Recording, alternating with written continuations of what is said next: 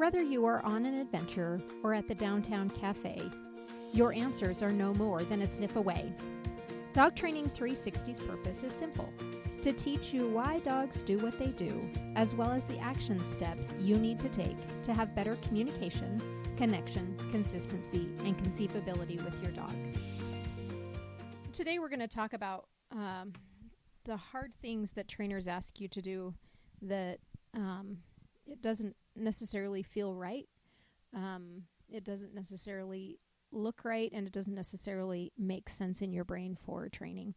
And I think more than anything, it comes into, the biggest thing comes into behavior modification, and when we're shifting gears with it, because as we go through basic training, and we're not dealing with behavior, it's pretty cut and dry, and it all makes sense that we're working on sit and we're working on down.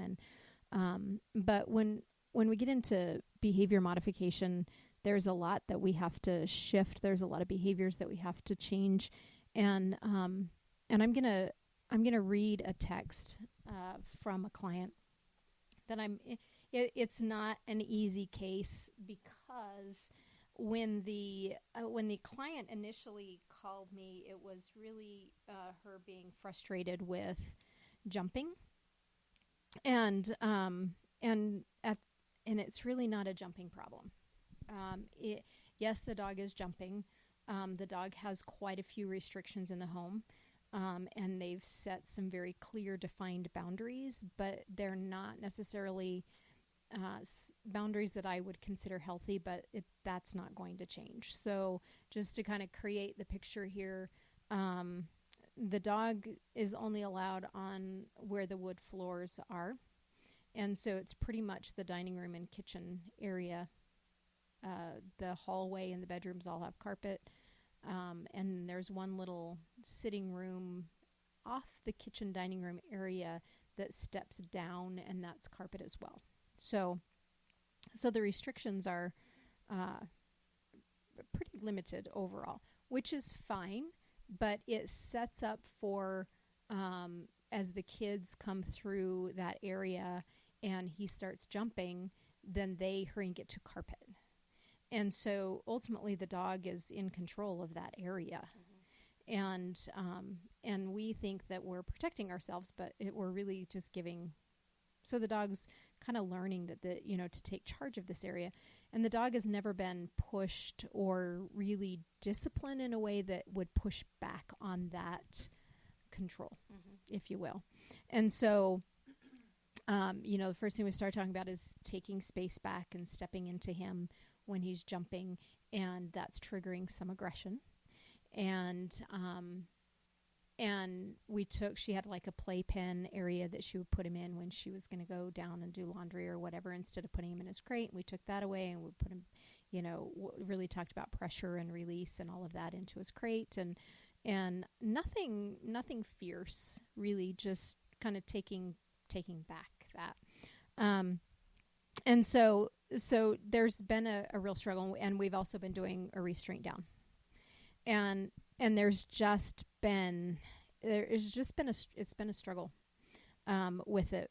And so the text came through is the relaxation exercise, which is the restraint down that we teach.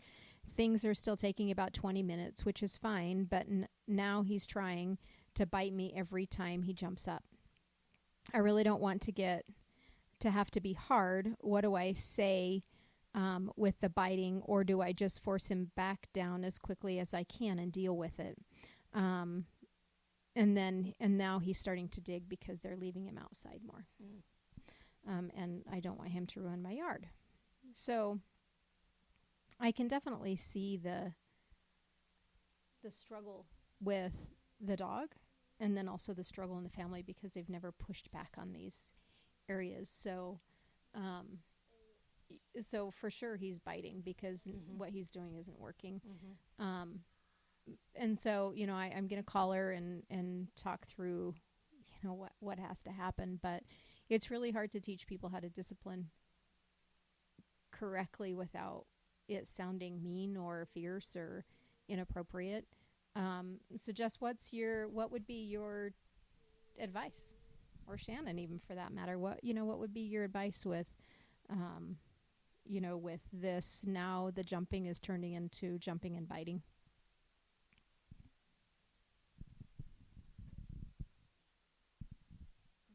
Does she have a leash on him? Most of the time. It's not consistent.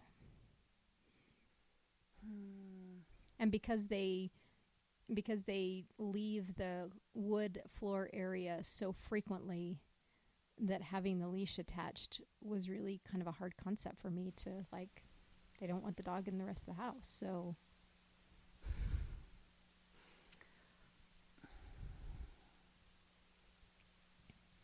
I'd probably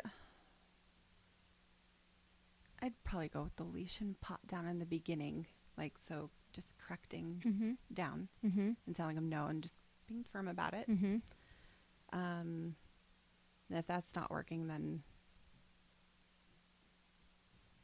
it sounds horrible. Right. That's what's really hard is, but it's not horrible.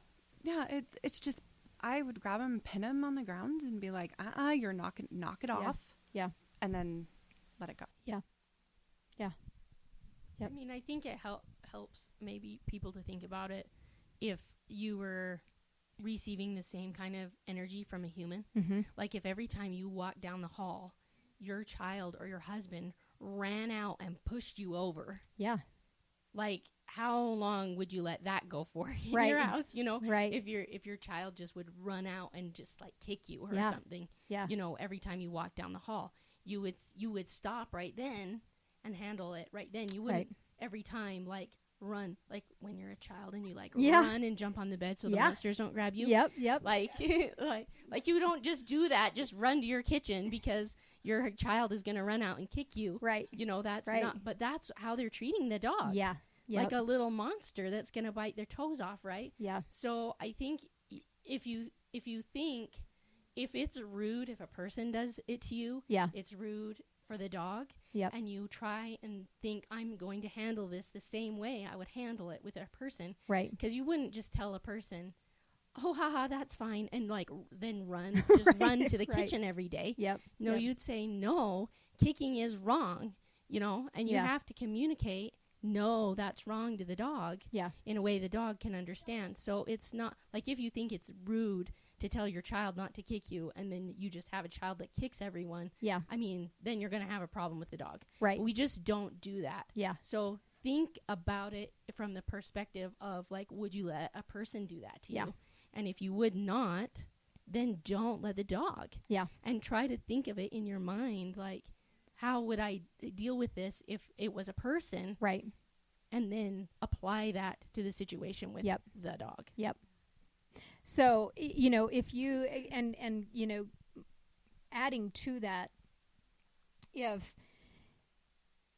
the dog is not a human, but it brings out the same emotion. So therefore, you said handle it how that makes sense to the dog. Right.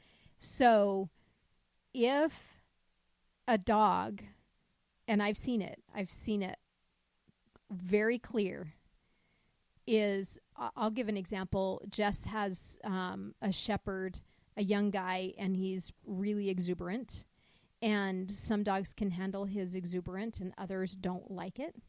And so he like plowed over Patsy, and she came back teeth bare, snapping at him. And so now every time he comes out with her, she's like, you can see she's ready. Like, and he's fine. He's like, oh, geez, sorry. Yeah. Yeah. And so, and I'm not saying bare your teeth and start biting, but in a sense, you're going to grab that dog and pin him to the ground and give him a growl. Like, that's enough. Well, and I think pin him to the ground is actually nicer than haul off and bite the dog or something. Exactly. Right? Like, if you think about it in those terms, you're actually being quite nice to relaxingly pin them to the floor and say, and you must relax. And when you relax, then we let you up again. Right. Like, that's like a timeout for a kid. Yeah. It's not, we're not condoning beating the dog. Right. Or, Right. Yeah. But it sounds hard, and it's hard. We know that it's hard for owners to do that, because for us, we literally, our whole life has been dogs in some way, shape, or so it's easy for us to think like a dog and pin a dog and growl. I mean, I do all the time.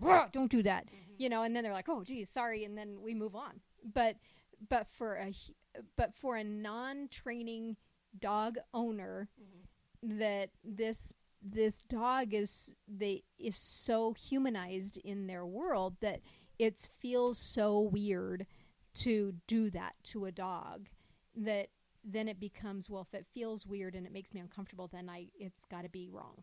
And they think the dog will be upset about it after. Yeah. They think if they discipline the dog, that the dog is going to be mad. Yeah. And then it's going to do something else next time, which dogs don't think that way. Right. They just think this is happening now, and they can have a process. Maybe I better not do that again. Yeah. But they don't have these grudges where they're like, well, last time that this happened, and I'm going to be upset about that. Yep. But people have emotions that way, and so they put it on the dog. Yeah. Yeah. And it's